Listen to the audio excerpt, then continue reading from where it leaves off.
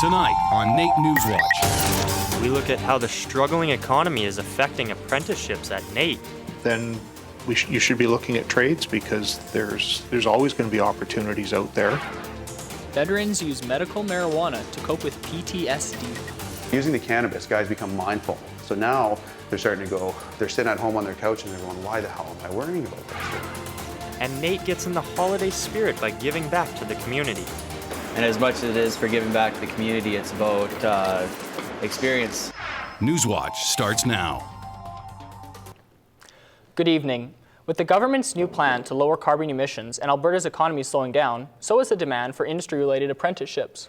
Programs that prepare students for careers in the oil and gas industry are no longer in the high demand they once were. Our Mackenzie Owens joins us live from the South Lobby tonight with more on that story.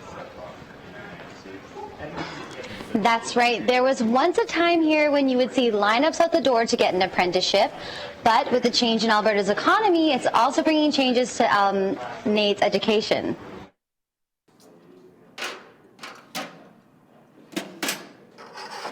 For students like Taylor Manning, getting an apprenticeship meant guaranteed work and paychecks. But when Alberta's economy took a turn, his future employment seemed less secure. I'm currently employed, but if I were to get laid off, I am very hopeful that I'd be able to get employment again. It's hard. Companies start getting a little bit more stingy with prices. With Alberta's unemployment rate rising, NAIT saw a 1.8% decline in the number of seats for overall apprenticeship students. Industries like welding, heavy-duty technicians, and machinists are a few trades seeing a decline in the number of registered apprentices. To combat the drop in numbers, NAIT is now offering pre-employment courses for unemployed trades workers looking to begin their careers. Things like pre-employment offerings, so now would be an opportunity if somebody wants to get ready to be a heavy equipment tech or a welder in the next economic cycle, which we know is coming. Now would be a good time to actually get into some of that training and so get the first period of technical training under your belt. Along with these new courses, NAIT also wants to change the perspective of trades workers, focusing on the technical expertise that comes with this day and age. As for Taylor, he is keeping his hopes high. Once I'm ticketed, I hope we're on the upswing. I'm hopeful, I guess, yeah. Although Alberta's oil and gas industry is slowing down, there are some trades that are steady and even on the rise. Mackenzie, what does the number of seats available mean? Well, the number of seats is based on government negotiations with NAIT. So when employees sign up for the Alberta Apprenticeship Program, they are then reserved a seat. So with the rise in unemployment rate going up, it's created a lower demand for seats. Mackenzie, you mentioned that some apprentice industries are still going steady. What exactly are some of those jobs? Well, some of the jobs that are staying steady include carpenters, iron workers, and automotive services, while apprenticeships like boil makers are even on the up. Thanks, Mackenzie. That's Mackenzie Owens reporting live from the South Lobby tonight. You're watching NAIT NewsWatch. 2 teens have been arrested and charged after making online threats involving 3 Edmonton schools. The threats, which incited violence and harm, caused Harry Ainley to go on to a 90-minute lockdown, and threats were also made from a second individual to J. Percy Page and McNally High Schools.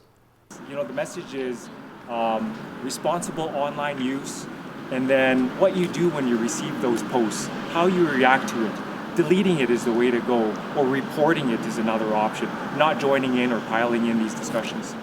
Police are urging the public to not get involved with these kind of social media accounts and that they have zero tolerance to these kinds of actions. Edmonton police are hoping to find the owners of several stolen bicycles after uncovering a chop shop late last month. Northwest Division beat officers discovered the chop shop while searching a house under a drug investigation and have since recovered 24 bicycles and around 50 tires and rims. Staff Sergeant Jonathan Coughlin stresses the importance of ensuring personal property is as safe as possible. You got to manage your property, cut down your shrubs, increase lighting, always get to know your neighbors, know who's in and around in the neighborhood, and you almost have to plan for the day that your bike is going to get stolen. Coughlin goes on to recommend knowing your bike's serial number as well. Photos of the stolen bikes have been posted to the EPS Pinterest page, and if you have identified your bicycle, contact EPS Pinterest at edmontonpolice.ca. The Edmonton Police Department opened its doors on Tuesday to show the true side of crime scene investigation. This just shine the light on our surface there. The CSI unit of the Edmonton Police is celebrating 100 years by showing the public what really goes into forensic science. Using a media and a comic book published by The Force, they hope to increase knowledge of the field. We find that it's a very effective tool for when we do, let's say, demonstrations at high schools or junior high, grade 6 forensic classes. You can find the comic online at edmontonpolice.ca. Well, Edmonton is now home to its very first cannabinoid clinic dedicated to helping sufferers of post-traumatic stress disorder. Marijuana for Trauma is an organization created by veterans to help veterans cope and deal with PTSD. In addition to offering support groups, they believe that medical marijuana is a major key in aiding in the recovery process. Riley McGee, Director of Operations in Western Canada, believes that cannabis can be more helpful than pharmaceuticals in discovering the root of many veterans' problems. By using the cannabis, guys become mindful. So now they're starting to go, they're sitting at home on their couch and they're going, why the hell am I worrying about this, right? Like, I'm freaking out. But if they were on the pharmaceuticals, they would have never said to themselves, why am I worrying about this? They would have just taken a pill and gone, ugh. MFT urges anyone suffering from PTSD to contact them through mftgroup.ca. The Royal Alex Hospital has opened one of its newly renovated areas to the public, with greater improvements in privacy and comfort for both patients and employees. It hopes to take some of the stress out of being in a hospital.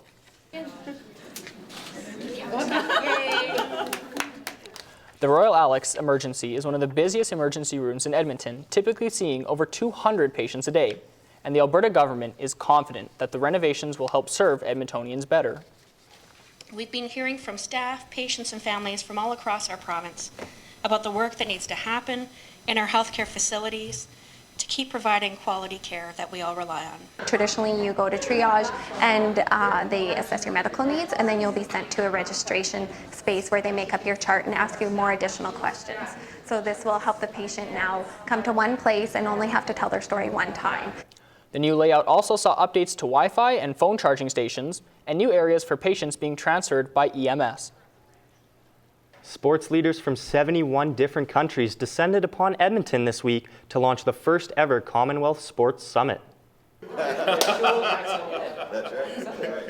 The Commonwealth Games Federation gathered in the Chateau Lacombe Hotel to discuss the future games, as well as the newly introduced programs such as the Gender Equality Task Force.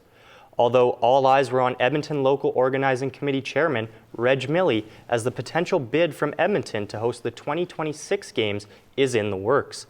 Milley says ultimately all three levels of government have to come to a consensus, but that does not stop him from being optimistic that the Games will return to Edmonton. It's a great city for hosting, and we're well known internationally for it.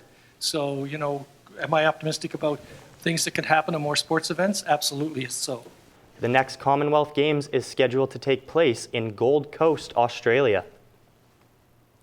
The City of Edmonton is looking to make it easier for cyclists to get into the downtown core. The separated 102nd Ave Bridge bike paths have opened up a new route for cyclists to make their way downtown. And for year-round cyclists, they would like to see more of it to commute downtown. I was cycling on White Ave, and White Ave is like famous for this. I'm always on the side of the road because like there's too many people on the sidewalk, and I just had like cars just like push me into the sidewalk, and it's just like if we had those, it'd be like a lot safer for people to cycle year round. The city will vote on October 11th on whether to approve a $7.5 million downtown bike grid. NAIT's Club Culinaire is giving back to those less fortunate over the holidays.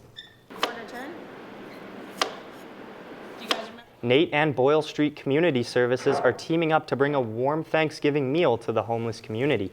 This meal will comprise of a massive amount of food, including 65 turkeys and 400 pounds of vegetables. Culinary student Steve Vershagen says he's happy to give back, but ultimately he's just doing what he loves. As much as it is for giving back to the community, it's about experience, doing a large-scale catering, anything. I'm here to become a chef, so this is part of it. NAIT plans to deliver the food on Sunday morning. Coming up after the break, we talk to international students about feeling homesick and how it can affect their studying. We learn how NAIT helps international students feel more comfortable in their home away from home. I feel okay now because I like a way NAIT to meet international students. Hi, I'm Merrick DeCash. Coming up in sports, the NAIT men's hockey team dropped the puck on a new season. The Edmonton Eskimos make a huge announcement, and a high school football player heading across the border next season shines. I got all that and more coming up in sports. It's Thanksgiving weekend, which means a lot of turkey and stuffing. So hopefully that will make up for the high chance of seeing our first snowfall of the season in certain parts of Alberta. I've got more on weather coming up after the break.